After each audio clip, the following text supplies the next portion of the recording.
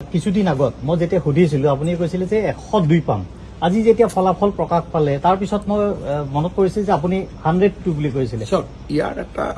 ইয়াত কোনো যাদু নাই।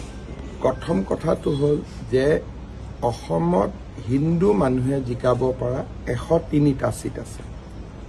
এইটো হ'ল ডিলিমিটেশ্যনৰ পিছত যে হিন্দুৱে কিমান MLA জিকাব পাৰে। হিন্দুৱে জিকাব পৰা MLAৰ সংখ্যা হ'ল 103। তাৰ ভিতৰত মই প্ৰথমৰ পৰাই ধৰি লৈছিলোঁ যে শিৱসাগৰটো আমি নাপাওঁ। গতিকে বাকী মোৰ দৃষ্টিত হাৰিবলগীয়া সিট নাছিলে। কোনোবা সিটত মাৰ্জিন কম হ'ব, বেছি হ'ব, সেইকাৰণে 102। আৰু পবিত্ৰ মাৰ্ঘেৰিটাক মই এখন কাগজত 102 বুলি কৰি পেলাই মই তেওঁক চহী মাৰিও দিছিলোঁ। আজি তেওঁ কাগজখন যোৰহাটত দেখুৱাইছে। আৰু মই যেতিয়া 102 বুলি কৈ আছো, সোণোৱাল ডাঙৰীয়াই মোক কৈছে যে 100 হ'বই, 100 আমি পাৰ কৰিম।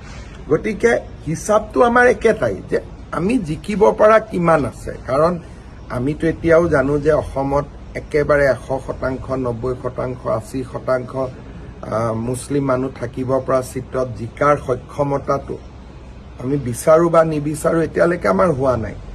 গতিকে কিন্তু আমি এইটোও জানিছিলোঁ যে হিন্দু মানুহে জিকাব পৰা সকলো চিটে এইবাৰ আমি জিকিম। সেইটো আমাৰ মনত সংকল্প আছিলে। আৰু আজি এইটোৱে হ'ল, শিৱসাগৰটো জিকিলে ভাল লাগিলেহেঁতেন, 103 হ'লহেঁতেন। কিন্তু প্ৰথমতে আমি ধৰিছিলোঁ যে শিৱসাগৰটো নিজিকো, মাজত জিকিম যেনো লাগিছিল। কিন্তু প্ৰদীপ হাজৰিকা আমাৰ কেনেকুৱা হৈছে যে বিৰোধী প্ৰাৰ্থী এজন, আমাৰ প্ৰাৰ্থী দুজন। গতিকে সেই চিটটো জিকাৰ কাৰণে বহুত বাস্তৱিক কোনো ভিত্তি নাছিলে।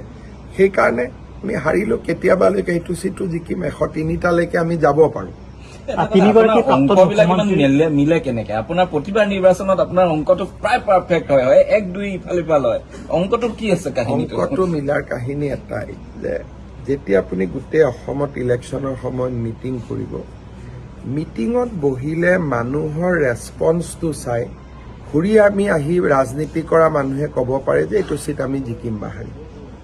বহুত চিম্পুল কথা, ইয়াত কোনো কথা নাই। যেনেকে যদি সোণোৱাল ডাঙৰীয়াক সোধে যে তেখেত যিমান কেইখন মিটিঙত গৈছে, ঘূৰি আহি গধূলি কাবাক কৈছে যে এইটো চিট আমি জিকিম। অৰ্থাৎ মানুহৰ ৰেছপন্স, আত্মীয়তা, এইখিনি দি মানুহে ধাৰণা কৰিব পাৰে যে এই চিটটো জিকিম বা হাৰিম। গতিকে ইয়াত কোনো ডাঙৰ কোনো জ্ঞান নাই। বাকী যিবিলাক নেতা আছে তেওঁলোকে বহুত মিটিং নকৰে। আজি যদি আপুনি গৌৰৱ গগৈৰ কথা কয়, গোটেই নিৰ্বাচনটোত তেওঁ যদি মিটিং কৰিছে মেক্স টু মেক্স 30খন। আৰু মই যদি মোক আপুনি সোধে, প্ৰত্যেকটো সমষ্টিতে মই আগষ্টৰ পৰা মিনিমাম 3বাৰ গৈছোঁ।